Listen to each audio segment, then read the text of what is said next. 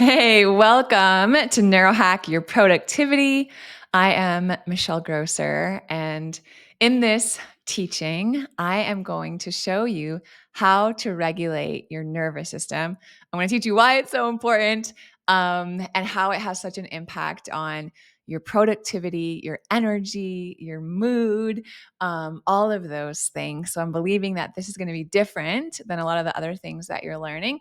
But this is truly foundational before we can put into practice all the other things that we're going to learn to increase our productivity, set those goals, reach those goals. It's going to be great. Okay, so here's what we're going to go over today. Here's the roadmap. We're going to talk about the importance of mindset work, but why mindset work in and of itself is not enough to get you to where you want to be. Then we're going to go over number 2. What does it mean to have a regulated nervous system? How do you go about regulating your system? We'll start at the beginning. You guys will have such a greater understanding of why that's so important to getting things done. And then we're going to go over a brief exercise in the last few minutes. I call it a mindset reset, but I'm believing it's going to be helpful. But before we jump in, I am Michelle Grosser. I'm so grateful to be with you today. So thanks for spending this time with me. I host the Calm Mom podcast, which is a place where we learn all about nervous system regulation to help us manage anxiety, overwhelm, and burnout from a mind-body perspective. I'm also a mom and a wife. You see a picture of my family there, my girls. For the last 15 or so years, I have been a trial attorney here in Miami, Florida. I've also been a professor of law. My husband and I, we pastor a ministry here in Miami called One Name, and I'm a certified master life coach and a certified neurological fitness trainer. And I say all of that, one, I guess just to introduce myself, but second, because if you had told me 5 years ago, 10 years ago, 15 years ago that I would hold all of these titles and that I would wear all of these hats and walk in all of these roles, I don't know if I would believe you, right? I probably would have been really burnt out, really exhausted, really overwhelmed, maybe really anxious. But because I first learned all about my nervous system and how to have a resilient, healthy nervous system, I've increased my capacity to be able to do all of these things and do it from a really grounded, centered place without the burnout and without the overwhelm. And it's what I want to give you kind of a flavor for today. All right, so let's start with number 1. Why mindset work isn't enough. I know so many of us, we have the goals set and we do the affirmations and, we work so much on our mindset and we want to have a growth mindset over a fixed mindset and we want to be positive, and all of these things are beautiful and they are important. But when we start to study the neuroscience, here's what it shows. Only 20% of the nerves in our body, the messaging that's being sent in our body, is running from our head down to our body. The remainder, that other 80%, are what we call afferent nerves. And afferent nerves run from our body up to our brain. So what does that mean? That means that our mindset work is super important, but it's only 20% of the battle, right? Our body, the information in our body, whether our body feels safe and confident and sure and all of these things, is 4 times as influential as what we're telling ourselves in our mindset work, right? With our mind. So this is why it's so important that we stay consistent with including our body in this work that we're doing, what I'm going to teach you guys, because the name of the game isn't consistency. It's not willpower. It's not mindset work alone.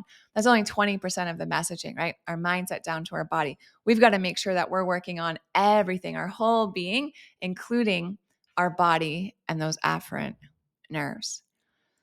So let's talk about the nervous system as a whole. What is the nervous system? Why is it so important? What does it do? Our nervous system is our body's command center. Our nervous system controls everything that's going on in our body. It's controlling what we're thinking. It's controlling how we're perceiving things. It controls our fears. It controls our words. It controls our actions and our behaviors. Everything is governed and controlled by our nervous system. Ultimately, it's the lens through which we see the world. And our nervous system's number one job always is to keep us safe and protect us. So our nervous system is constantly gathering information and storing it away. It's kind of like a library, and it will remember things that our mind often forgets, things from our early childhood, right? Things as we were growing up, things that we experienced, things that felt scary or overwhelming as we were growing up. And our nervous system stores all of that away so that if anything ever comes up again in the future that in any way resembles that thing that felt unsafe or scary or whatever, overwhelming, whatever it was, that our nervous system can spur us into action so we can avoid that painful thing again and we can stay safe. And it makes sense, right? So, what we know from polyvagal theory is that there are three circuits to our nervous system. And the way that I like to describe it is imagine a car. We've all been in a car. We all know what a car, how it works, right? There's a gas pedal and there's a brake. And similar in our nervous system, the gas pedal of our nervous system is called our sympathetic nervous system. And that is what we commonly refer to as being in fight or flight.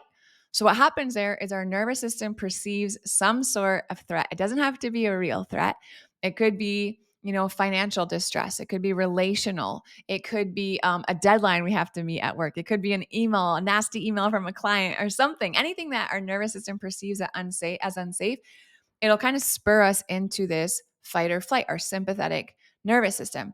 And imagine the energy that comes with fight or flight, the energy that comes with that gas pedal being pressed down.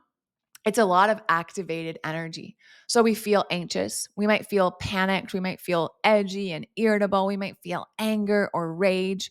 When we're experiencing any of those things, we know that we're in our sympathetic nervous system. Now, there's also the brake. When the brake and the gas are functioning as they're designed, right? We get a little bit of that sympathetic energy so we can, get things done in the morning and get out of the house on time, or we can get the work done that we need to do to meet the deadline or whatever it is.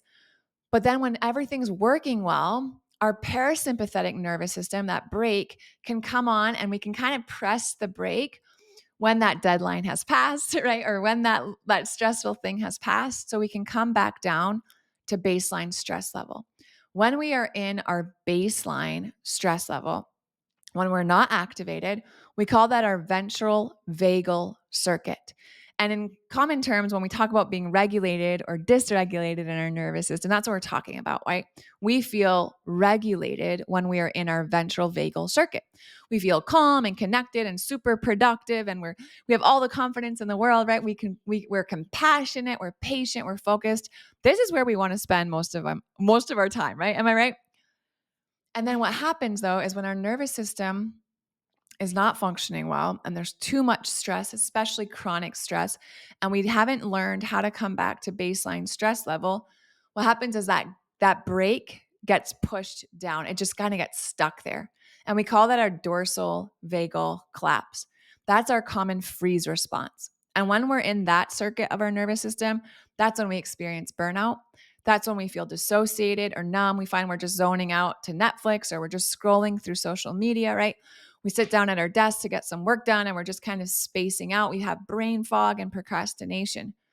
If we spend too much time, if we get stuck in either that sympathetic fight or flight or that dorsal vagal collapse, that freeze mode, either one of those, when we're stuck there, that's what we call being dysregulated. Dysregulated. Our nervous system is not resilient enough to kind of flow through these different states. We get stuck either in the highest of highs and we feel anxious all the time, overwhelmed, or we get stuck in the lowest of lows and we feel burnt out and numbed out and disconnected and brain fog and all of those things. So what I want to do is I want to teach you some body-based ways to bring yourself back to that regulated state.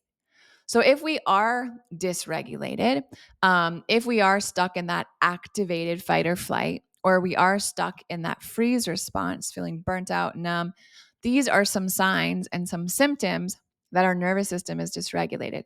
There are mental signs, there are emotional signs, and there are physical signs. And I'm not going to read them to you here. You guys can kind of take a look at them. You can take a screenshot, you can take a photo of the screen.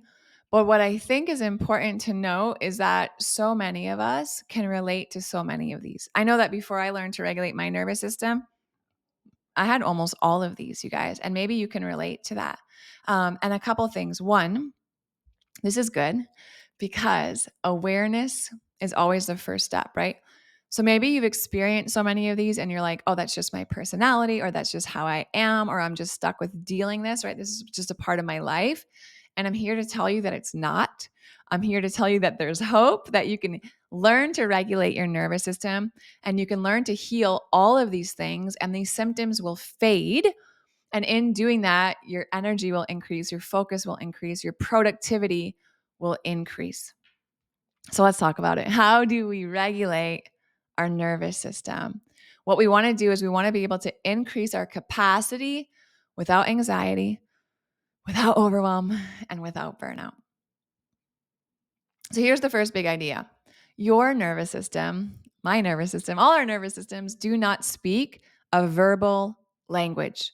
And it's so important to understand this. This is why you cannot just tell yourself to calm down. You ever tried that? Like you have to give a big pitch or a big talk or whatever it is, and like public speaking, or I don't know what it is, right? And your heart's racing and your palms are sweaty and your voice is shaking, and you just try to tell yourself, calm down. It's not a big deal, right? I'm prepared. I've got this. Or maybe worse, you're feeling really anxious and someone else just tells you to calm down, right? It's not particularly helpful because our nervous system doesn't speak a verbal language. Our nervous system communicates in different ways. Our body understands safety in ways that are not verbal. How does our body understand safety? How do we communicate that we're okay so our body feels safe enough to come out of fight or flight and back to regulation? Our body understands it through movement. Our body understands breath. Our body understands sound and touch and mindfulness and social connection, right? Co-regulating with other people. So these are a bunch of different regulation resources. These are somatic tools, body-based tools that you can use to help signal to your body, hey, we don't have to be in fight or flight. Hey, we don't have to be shut down and burnt out. It is okay for us to come back to baseline stress level. There's no real stressor. There's no real threat out there to our safety, right? We are safe. We're okay. Let's come back to baseline stress level. And that's where we have access to the parts of our brain that allow us to be super creative. Like if you feel like your creativity has been shot lately, that is also a red flag that your nervous system is dysregulated. When we regulate, we become more creative and connected and compassionate and productive and focused and calm, all these beautiful things. So these are a few. You'll notice the ones on the left with the up arrow are up regulation resources. So if you're feeling low energy, if you are feeling kind of numb, disconnected, dissociated, burned out, those are resources you want to try that will help up-regulate you.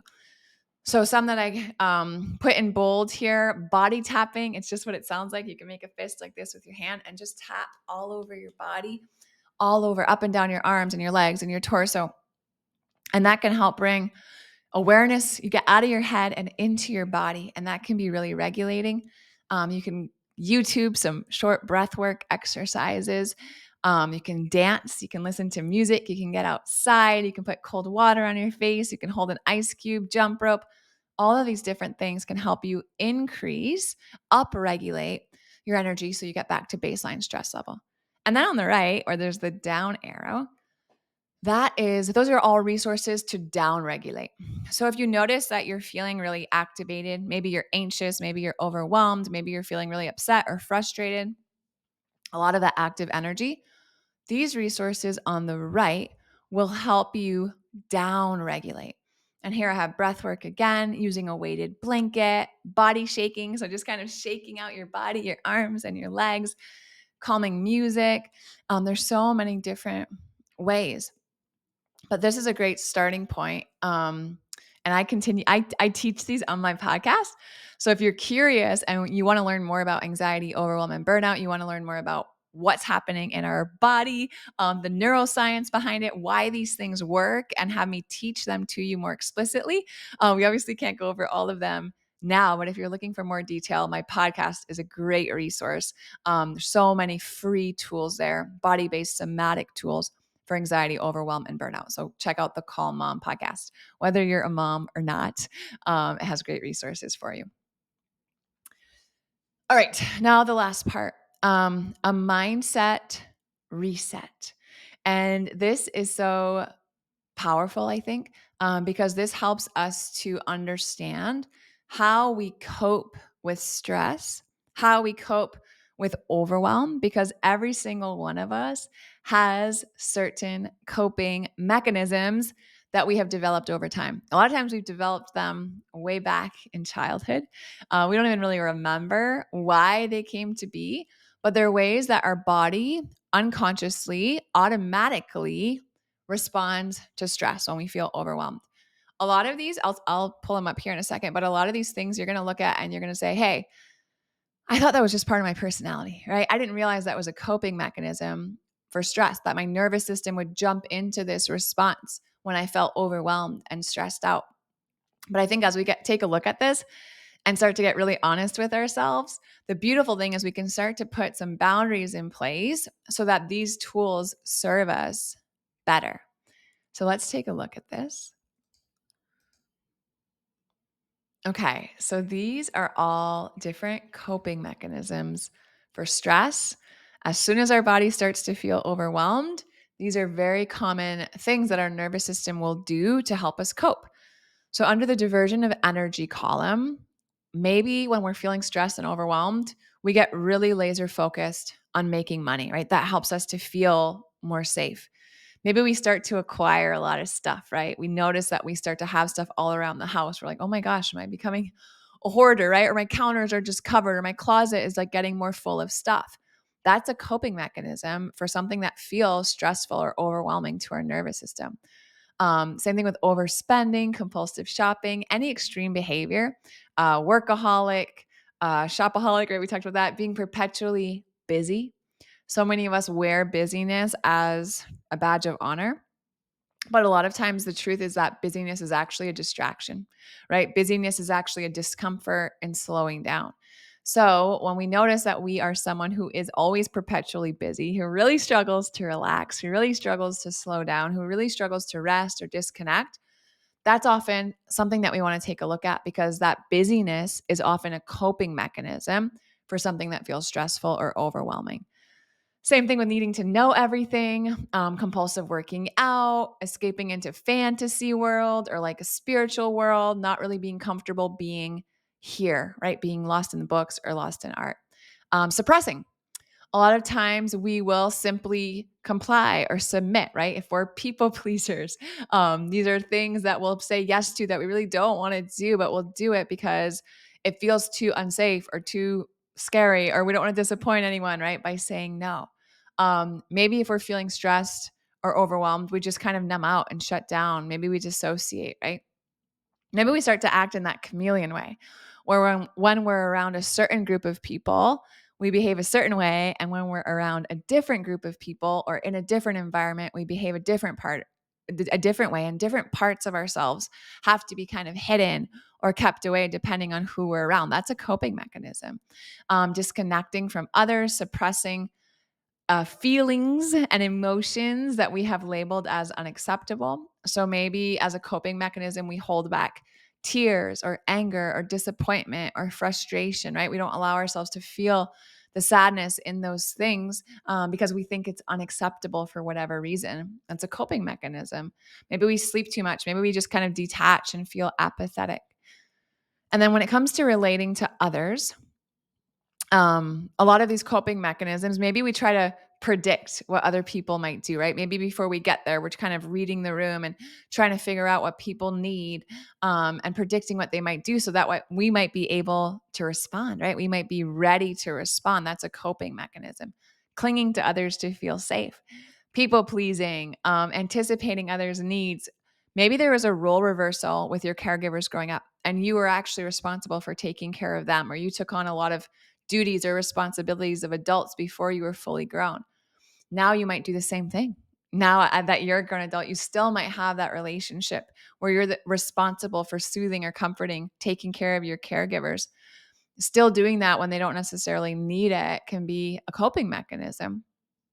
Maybe you've become hyper vigilant, right? You're always worrying. You don't trust others. You always have to know everything. That is a coping mechanism. And then finally, with the last one, If we see behavior that feels self-sabotaging, right? I don't know why I'm doing this. I know this isn't good for me, but I'm doing it, right? I'm eating a whole pint of ice cream, or I'm not sending that pitch that I know I want to send.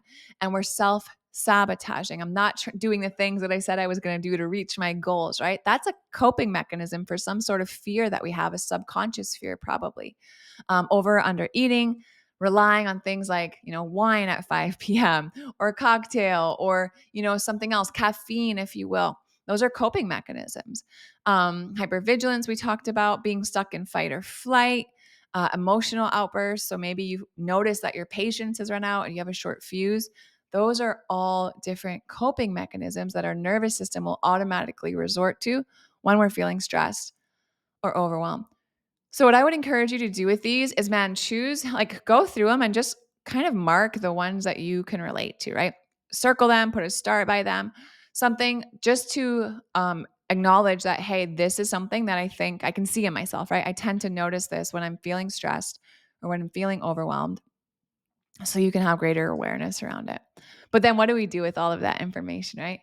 I would encourage you to take a screenshot of this or take a photo of it with your phone if this is something that you want to kind of get curious about. Um, the ways that we can turn our coping mechanisms into things that actually really serve us beautifully. So these are 4 questions that I think can be really helpful. 1, how does this resource specifically affect arousal and activation in your body? So I'll take, for example, working a lot, right? Being an overachiever, being busy all the time. That's something that I tend to do when I'm feeling overwhelmed. How does it specifically affect arousal and activation in my body? Well, I'm probably exhausted because I'm working more than I should, right? I might feel a lot of anxiety in my body, like tension in my neck and my shoulders and my jaw. I might feel a lot of like weight on my chest. My breathing might change. It might be shallow because I feel all of this stress and I'm just like working through it and pushing through it and producing and being busy.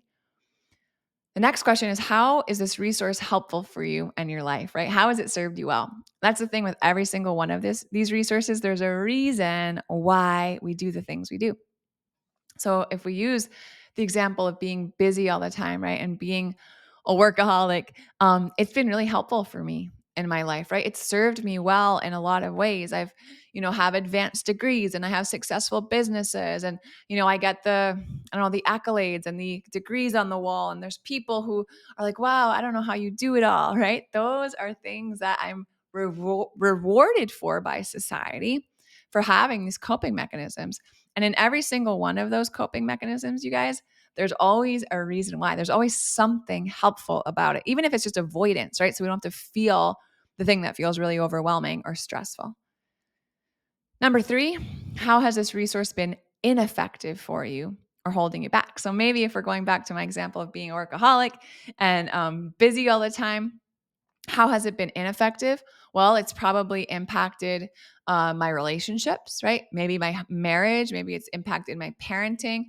Maybe it has driven me to burnout or exhaustion, right? Those are ways that it's held me back.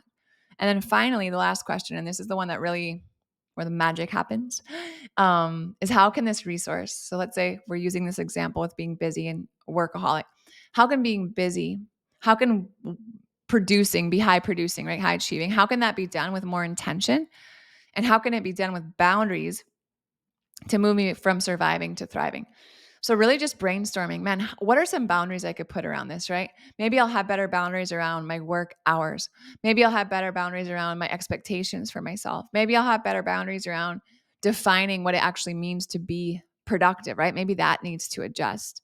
So I think that when you can go through your coping mechanisms for stress and overwhelm, and then go through each of these 4 questions with them, you can really have some great insight that can increase your productivity, but protect you from burnout, protect you from stress, chronic stress, and protect you from overwhelm.